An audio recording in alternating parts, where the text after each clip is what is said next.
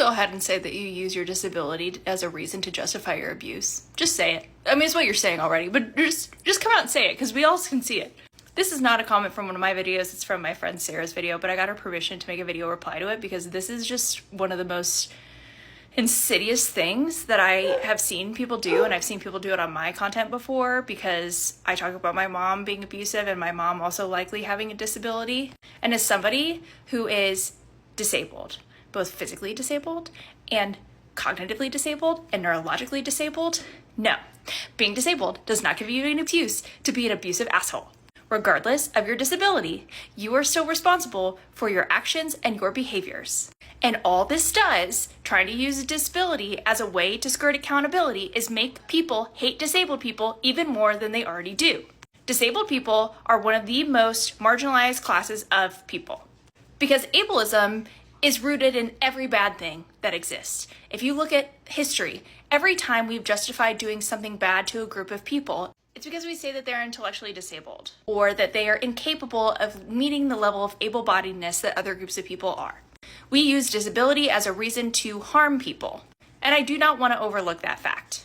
However, that does not mean that because disabled people have been harmed, that they are not accountable or should not be held accountable for their actions, that they are not responsible for the decisions and the choices they make and the way they treat people.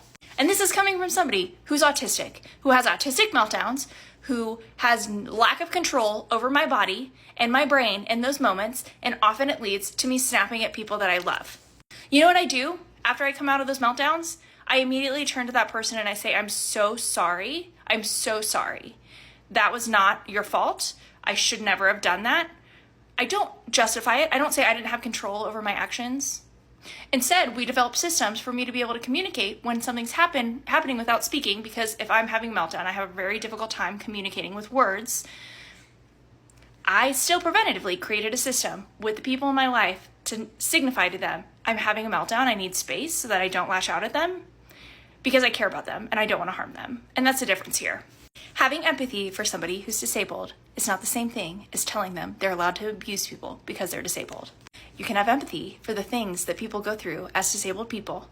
People can have empathy. My spouse can have empathy for me that I have to go through autistic meltdowns without discounting or saying that it's okay that I snap at them when I'm going through that. Because it's not. I'm responsible for my behavior. I'm responsible for my actions, even when it's out of character and it's due to a disability.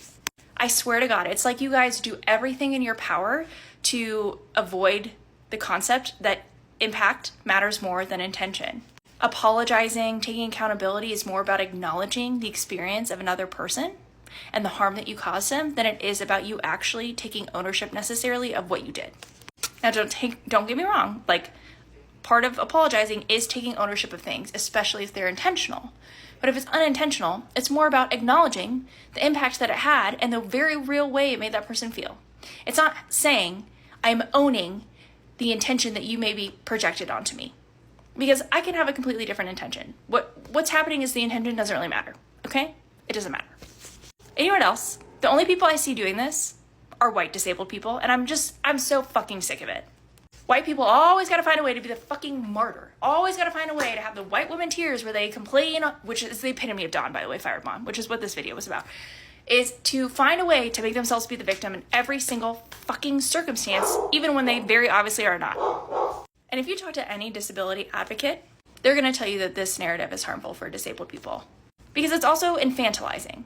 Disabled people do not need to be infantilized. We are full-formed human beings. We are capable of making decisions for ourselves. Even those that have intellectual disabilities, they need to have access to as many decisions as possible for themselves. This idea that we aren't capable of owning our decisions or making our own decisions leads to things like conservatorships. And if you realize that because of your disability, it's causing you to harm other people because you can't control your body or your mind or whatever, you know what you do? You do harm reduction, like I said in the beginning. You set up steps to prevent that harm as much as possible. You don't just sit here and say, I can't do anything because I'm disabled. You just have to accept it. No, they fucking don't. If you have a disabled person in your life who's harming you and telling you that you can't be upset about it because they're doing it because of their disability, leave them. Cut them off. Because they don't understand what accountability looks like. And being disabled does not affect whether or not you're able to be accountable.